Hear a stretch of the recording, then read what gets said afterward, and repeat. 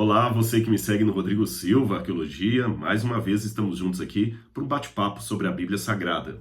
E hoje eu quero cumprir uma promessa que eu fiz lá no Instagram. Quando teve aquele terrível caso de estupro recente, que alguém chamou de estupro culposo, ridículo isto, muitas pessoas se manifestaram, eu também me manifestei nas redes sociais, e na minha manifestação eu prometi que faria um vídeo explicando algumas passagens do Antigo Testamento que são de difícil interpretação e parecem, numa primeira leitura, endossar ou abonar o estupro. Então vou explicar essas passagens aqui hoje, pelo menos duas delas, eu vou me deter a duas delas, para não ficar muito cansativo e acabar dando uma floresta de informações que possa atrapalhar a didática do assunto. Então vou me deter a duas passagens da Bíblia de difícil interpretação que numa primeira leitura parecem estar endossando a prática do estupro, essa prática hedionda. Mas antes de entrar no assunto, eu não posso deixar de convidar você que não é inscrito a se inscrever aqui no canal, ativar o sininho de notificações, assim sempre você será informado quando uma novidade for postada aqui. E também, se gostar, deixar o seu like, falar para os amigos e também deixar o seu comentário, porque isto ajuda no engajamento da página e o YouTube reconhece como sendo um conteúdo importante e mais pessoas poderão ter acesso a ele, tá bem? Eu vou ler as duas passagens da Bíblia estranhas que eu gostaria de comentar hoje dentro dessa temática do estupro, ou pelo menos do sexo forçado, como você queira chamar. A primeira passagem, eu deixei duas Bíblias abertas aqui para facilitar, porque eu vou ler Êxodo e Deuteronômio, então eu já deixei duas Bíblias abertas na passagem aqui. Nas passagens. A primeira é Êxodo, capítulo 22, versos 16 e 17. Eu vou ler para você. Se alguém seduzir qualquer virgem que não estava desposada e se deitar com ela, fazendo sexo, é claro, pagará o seu dote e a tomará por mulher. Se o pai definitivamente recusar dar-lhe, pagará ele em dinheiro conforme o dote das virgens. No primeiro momento, o que o texto parece dizer?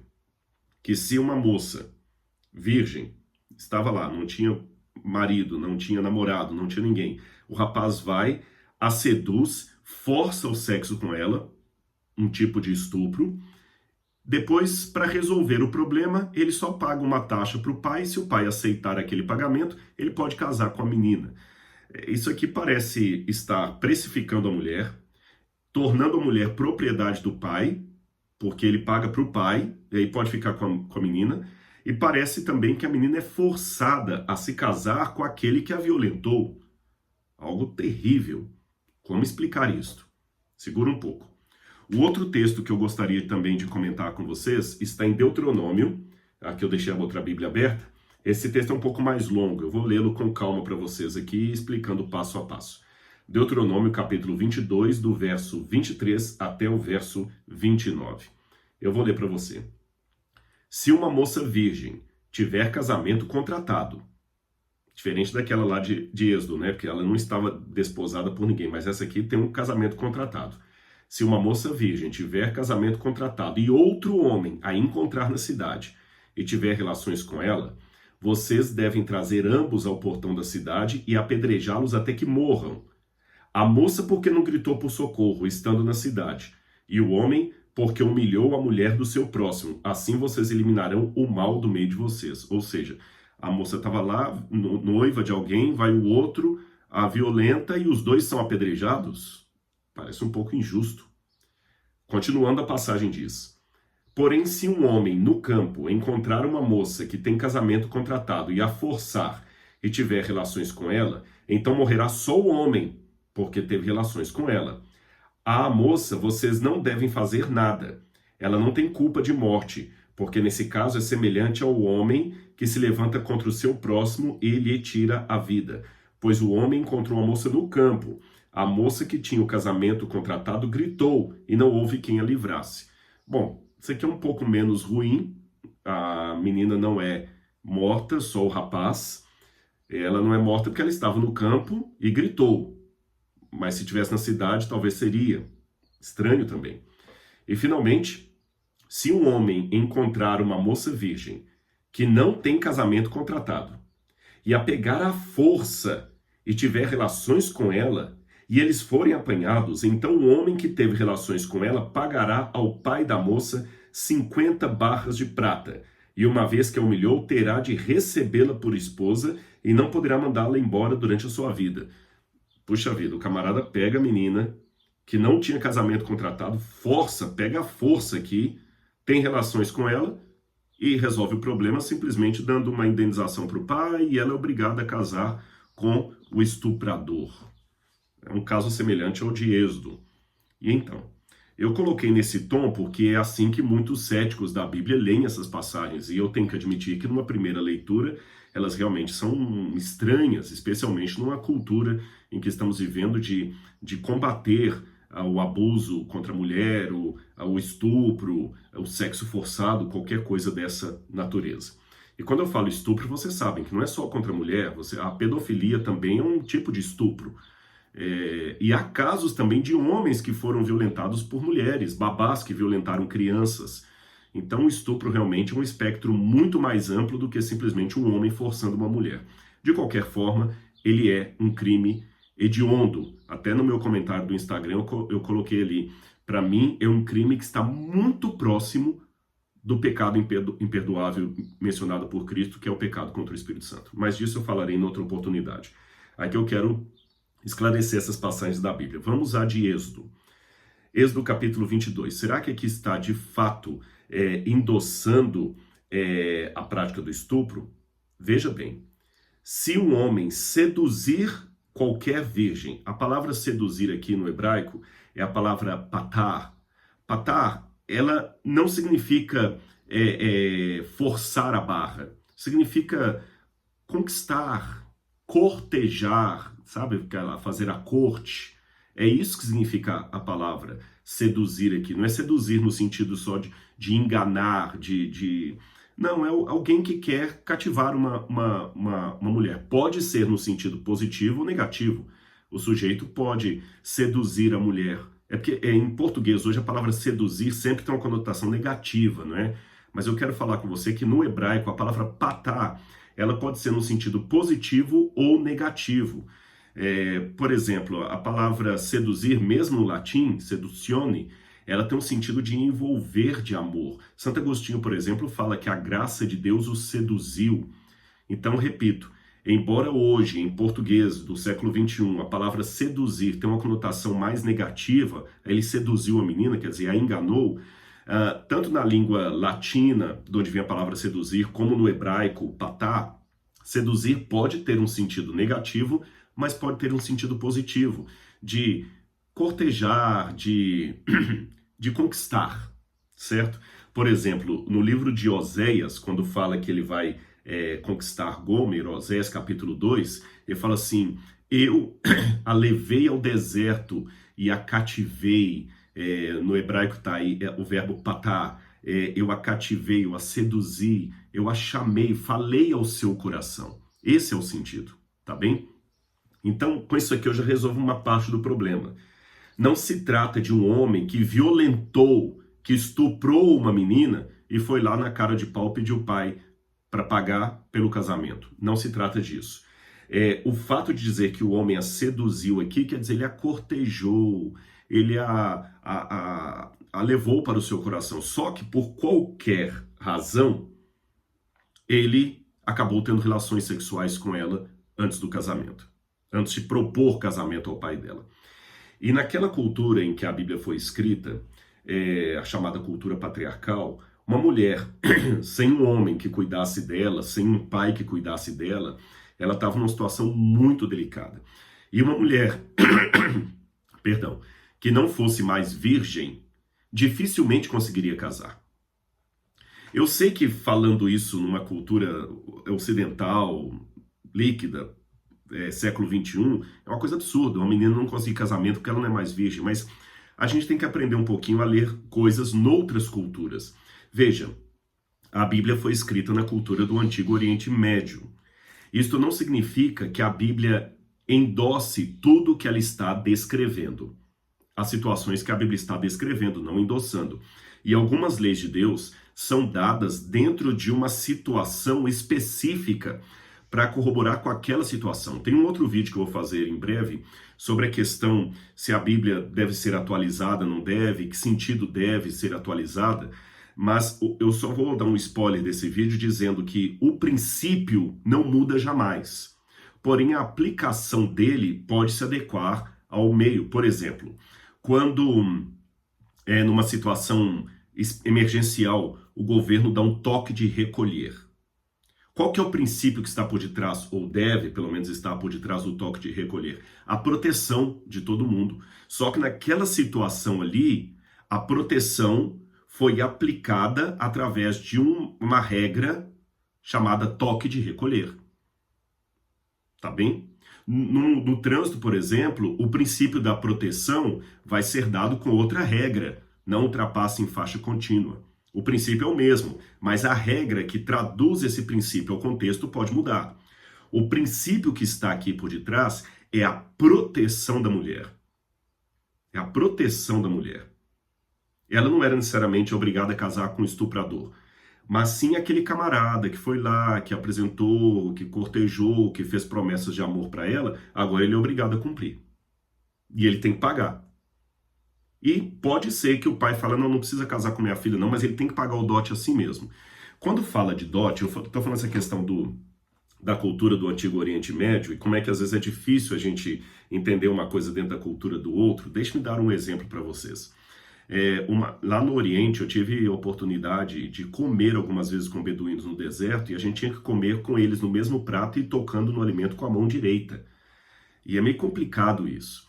Mas conta-se que certa vez um missionário também ficou com um pouco de nojo de comer com a mão assim no prato com todo mundo. E o anfitrião falou com ele, eu sei que você está com nojo de tocar na comida, mas lá no país onde você vive, vocês usam talher. E você vai a um restaurante e você não sabe como esse talher foi lavado, você não sabe onde que ele esteve nas últimas 24 horas, você não sabe em quantas bocas esse talher entrou, e você, tranquilo, coloca na boca ali um talher que já passou na boca de um monte de gente, que você não sabe como foi lavado, se foi guardado no meio de barata ou outras coisas. Isso para mim que dá ânsia de vômito. É mais higiênico comer com a minha mão, porque eu a lavei e eu sei onde ela esteve nas últimas 24 horas e ela não passou em boca de ninguém a não ser na minha. Percebeu? Eu ainda prefiro, como ocidental, comer usando talheres. Mas eu só coloquei essa ilustração para você ver como que a coisa às vezes muda quando a gente sai da nossa cultura e analisa com o olhar do outro. Na nossa cultura aqui, quando fala que um sujeito vai pagar um dote para casar com uma menina, parece que ela virou objeto. Pagar, você paga para ter um carro, paga o consórcio do carro, o consórcio da casa própria, pagar para casar com a menina, mas olha na cultura deles. Quando um rapaz quer casar com uma moça, as duas famílias propõem casamento uma para outra. Isso é interessante, porque o casamento não é só com o rapaz, é com a família, algo que nós estamos perdendo hoje. E quando ele vai casar, o pai dá o preço. Ele fala, eu quero tanto para você casar com minha filha. Por que o pai dá um preço? Em primeiro lugar, o pai entende que a filha é uma joia preciosa que o rapaz está levando da casa. Quando você leva uma joia preciosa do lugar, você tem que indenizar o lugar. Por isso, quando você vai à joalheria e você compra um diamante, os que têm dinheiro para isso, ele tem que deixar um dinheiro na joalheria, porque ele está desfalcando a joalheria de uma peça muito importante.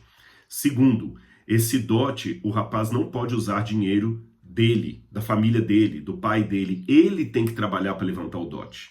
Com isso, ele prova para o pai da moça que, letra A, ele ama de fato aquela menina porque está disposto a pagar para casar com ela. Letra B, ele é um sujeito que é trabalhador. Letra C, ele tem condições de levantar dinheiro e viver do seu próprio sustento e sustentar a sua família sem precisar ficar pegando dinheiro do pai. Então, quando ele levanta o dinheiro do dote, ele está provando várias coisas. Percebeu? Olha, por exemplo, aqui, essa foto de uma mulher beduína. Ela está usando um niqab. O niqab é um tipo de véu e se você olhar bem, ele tem algumas moedas nele. Até hoje as beduínas têm esse costume. Por quê? Essas moedas que ficavam aqui no véu eram no passado as moedas do dote da moça. Sim, porque há várias palavras para dote que se usam nas línguas do Oriente Médio. No hebraico, por exemplo, você tem a palavra mohar, que é o dote pago ao pai, você tem a palavra matan, que é um presente dado à família da noiva. E esse dote que era pago para o pai, não era para o pai. Eu explico por quê. O pai tinha algumas legislações que ele podia seguir. Ele pegava o dote do rapaz e uma parte do dote ele dava para a moça. Por quê? Se o marido morresse, ela se tornasse viúva, se eles estivessem numa fome muito grande, a mulher tinha um seguro de vida naquele dote ali para se virar até encontrar um parente e não passar fome com seus filhos caso o provedor da família fosse para uma guerra, morresse ou abandonasse ou acontecesse qualquer coisa. Era um seguro de vida. Como hoje, muitos maridos pagam seguro de vida para a esposa, que se ele morrer, a esposa e os filhos não vão ficar desamparados. Era um seguro de vida. E havia um costume, por exemplo, na época do Novo Testamento, que essa parte do dote da mulher, que variava, é claro, de acordo com o valor que foi pago para casar com ela, era colocado no véu do casamento dela. Ela colocava as moedinhas aqui. Por isso que as mulheres beduínas até hoje têm esse costume de ter moedas ali no véu que ela usou no dia do casamento dela. E ela guarda esse véu. E quando uma outra moça da tribo se casa, todas as outras que já foram casadas, que já estão casadas, colocam também o véu ali com as suas moedas. Hoje é simbólico, é claro, mas no passado era o dote. Aliás, você se lembra na Bíblia que Jesus contou a história de uma mulher que tinha 10 moedas e perdeu uma e varreu a casa toda desesperada procurando a moeda que ela havia perdido? A moeda que ela perdeu certamente era uma parte do dote que ela tinha. Ou seja, era o que ela possuía como seguro de vida na ausência do marido, ou numa situação de crise. E quando o pai da noiva morresse, a propriedade que ele adquiriu com aquele dote pago pelo marido era a herança garantida da esposa. Não podia passar para outro. Tanto é que, se você ler na Bíblia, Gênesis capítulo 31, você vai ver uma coisa interessante aqui do caso de Raquel e Lia. Quando elas vão reclamar de Labão, você lembra? Jacó pagou 7 anos de trabalho para casar com Raquel, acabou casando com Lia, depois outros 7 anos para casar com Raquel. Aí no Gênesis capítulo 31, verso 14, diz assim: Então Raquel e Lia disseram: Será que ainda existe para nós parte ou herança na casa do nosso pai? Não é verdade que ele nos considera como estrangeiras, pois nos vendeu e consumiu tudo o que nos era devido. Ou seja, ela estava chateada porque o pai dela, Labão, pegou toda a fortuna que Jacó trouxe para casa e que por lei seria para elas na morte do pai e estava gastando aquilo. Ou seja, quando ele morresse, elas não iam ter nada. Por isso que Raquel rouba os ídolos do pai, que era um certificado de propriedade, para forçar que a terra seja delas e o pai não conseguisse vender. Percebeu a questão? Então o dote não era uma precificação barata da mulher. Tinha um valor nisso aqui. Então é nesse sentido que a Bíblia está dizendo que se um homem seduzisse uma menina e tudo mais, depois quisesse cair fora, não. Agora você vai ter que casar. Ele só estaria livre de casar se o pai falasse que não precisava. E por que o pai podia falar? Porque o pai podia consultar a filha. Como no caso do pai de Rebeca, que consultou se ela queria ir com o servo de Abraão para se casar com Isaac ou não. Então não se trata de casar com o estuprador. Se trata de garantir a segurança da mulher. Ele a seduziu, ele fez promessas, juras de amor, agora ele tem que pagar. E se ele não casar com ela, ele vai pagar justamente o preço que pagaria do dote de uma virgem. Agora, eu acho que isso aqui já está esclarecido. E o Deuteronômio? O Deuteronômio já é mais complicado. Esse texto do Deuteronômio eu posso dividir em 3 situações aqui. A primeira está do verso 23 até o verso 24. Aquela história, se a mulher virgem tiver casamento contratado e outro homem a encontrar na cidade tiverem relações, vocês levam os 2 para fora da cidade e apedrejem os 2. Perceba, é diferente da situação do Êxodo aqui. Aqui não houve a ideia do homem poder pagar com ela, porque ela já estava prometida para outro homem. Então aqui dá a entender que foi um sexo consentido, foi um adultério, porque veja bem, a Bíblia diz, se uma mulher tiver casamento contratado contra o homem, e outro homem encontrar na cidade, tiver relações com ela, vocês devem trazer ambos para o portão. Aqui dá a entender que ela aceitou a sedução daquele homem, mesmo estando de casamento marcado com outro, porque ela não gritou por socorro estando na cidade. Essa expressão não gritou por socorro não é porque o camarada tapou a boca dela, ela não teve como reagir. Não é isso. A expressão idiomática do hebraico é ela não apresentou qualquer resistência. Não entenda esse não gritou por socorro no sentido de ela não teve como gritar porque ele a segurou, ameaçou, não. Aqui está falando de um caso de consentimento. Ela, de maneira conscienciosa, aceitou adulterar com um enquanto estava prometida para outro. Então aqui é uma situação diferente, não está nada referindo aqui ao estupro. A segunda parte, porém, então você vê, porém, aqui vai ter um caso de estupro. Porém, você sabe que a conjunção adversativa, tudo que você fala depois dela é uma situação diferente da que estava anteriormente. Então contou um caso de sexo consensual, porém agora um caso em que a moça realmente foi forçada. Diz aqui, ó, se um homem encontrou uma mulher no campo, que tem casamento contratado, e a forçar, esse homem vai ser apedrejado. Ou seja, o estuprador, aqui é um caso de estupro, tinha que ser apedrejado segundo a lei de Deus. Sem conversa, apedrejamento. Não estou aqui incentivando que façamos isso, estou apenas pontuando que a Bíblia não é conivente com esse tipo de prática. Agora, a terceira parte ela é um pouco mais complicada, o verso 28 e 29.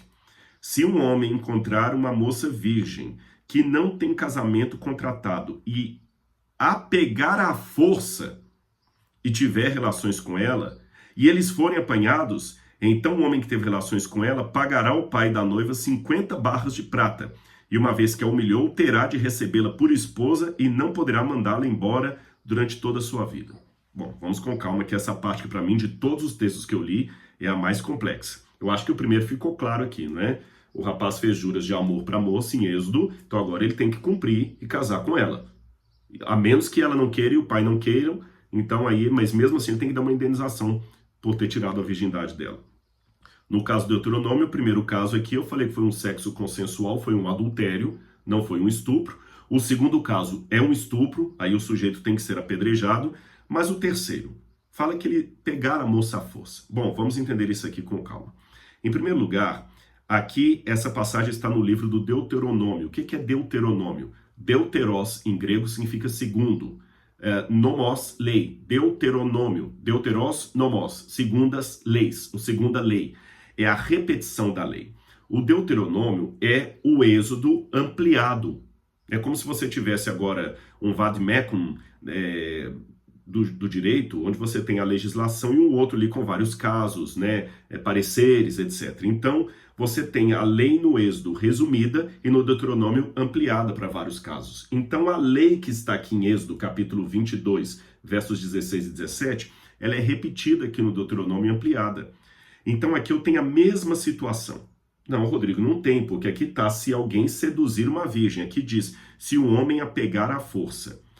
Aqui nós temos um problema de tradução que eu tenho que apresentar para vocês aqui, ó.